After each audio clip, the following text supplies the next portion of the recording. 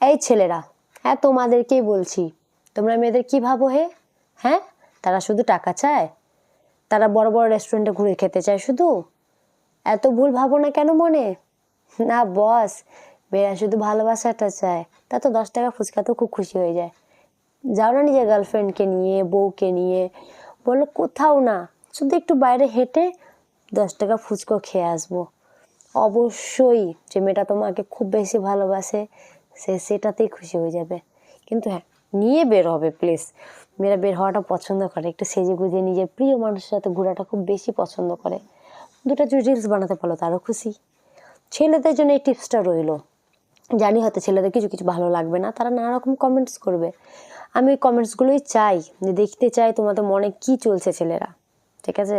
আর মেয়েরা তোমাদেরকে বলছে, আমি কি ঠিক বললাম না ভুল বললাম? অবশ্যই কমেন্ট করে আমাকে জানাবে। ওকে, সো বাই বাই।